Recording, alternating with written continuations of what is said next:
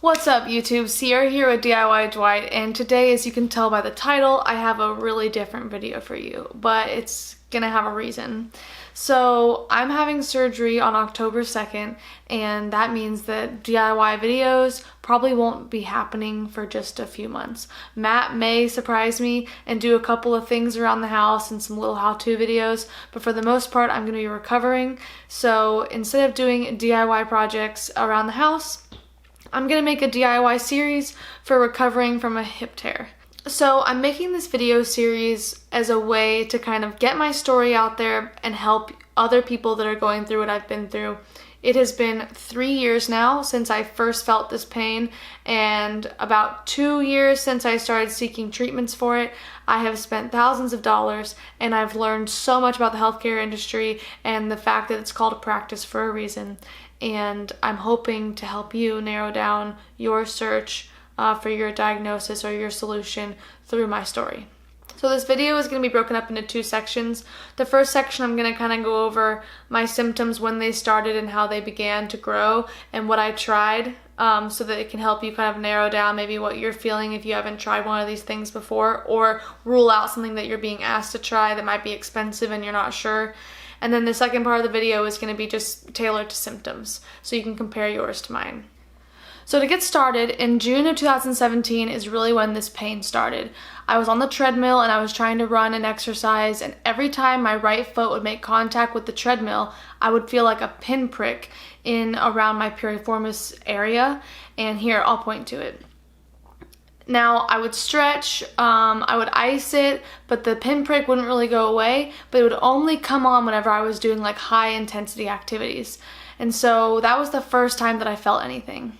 From then to now, I have done physical therapy, chiropractic work, active release technique, adhesion removal. I've experienced things with lasers, with magnets. I have had a piriformis injection, hip injection, plasma injection. The list goes on, and at the end of this video, you'll be able to see a list of all those things compiled. But I've done them all to exhaustion, which has brought me to this point now where I'm having surgery on October 2nd to fix a 2-centimeter hip labral tear and to fix femoral acetabular impingement, so as you might know, FAI, to hopefully get to the bottom of this issue that has just dominated my life for the last 3 years. The pain that I felt can be described as piriformis syndrome, sciatic joint dysfunction, sciatica at times, and it's quite confusing because this region of the body can be so hard to diagnose. If you're here watching this video, you probably already know that. Everything is interconnected, and figuring out what the culprit is and what's just referral pain is what makes this so frustrating. So I hope this video helps you figure out what your pain might be caused by based on my story. I feel like you guys know this, but I'm gonna say it just because it's important. I am in no way, shape, or form a medical professional, so this is just my story and my experience, and you can take it how you will. But do not take anything from my story and apply it to yourselves because you think it's medical advice, because I am in no way a medical professional and I can't give that to you. Okay, not to be too weird, YouTube, but because this is an issue in like the low back glute area, I'm gonna point to the places where the pain hurts so that you can kind of compare it yourself. So if I stand up and turn around, right here where I'm pointing is where I felt the pain in the beginning, the pinprick pain when I would walk. And then the tightness would spread across, like as if in a line, just like that piriformis muscle if you look it up. And then whenever I sneeze or it's really tight or activated and really hurting, if I sneeze, I'll feel like a faint nerve pain right here that just touches the top of my hamstring. And then soreness here, of course, and then a little bit of soreness in the front of the groin. And then when I lay down on the ground and get that sharp shooting pain I was telling you about, it starts right here at the top of my sacrum and shoots down to here and stops. Never goes further than that. Just starts here and shoots down. So that's where I felt the pain. Just to give you a couple of ideas of exercises or activities I was doing when the pain would get worse.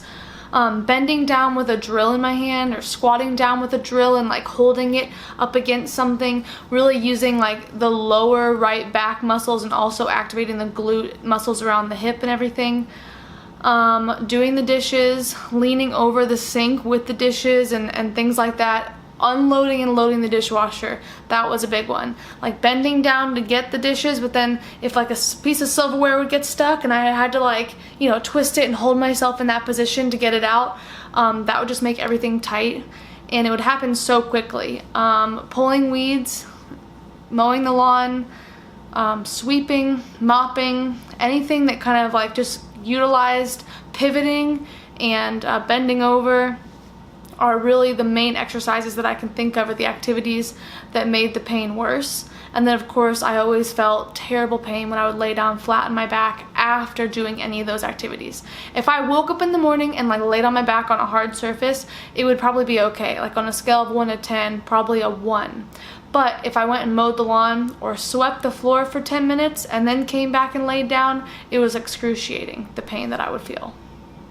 Now I'm gonna post my next video after the hip surgery, probably the day of the hip surgery. I'll film myself and explain how I'm feeling and then post that video. And I'm gonna try to post a video every week of my recovery, so that if you're planning on having this surgery or if you're contemplating it, you can kind of use me as a baseline to just watch and gather information on what you can expect.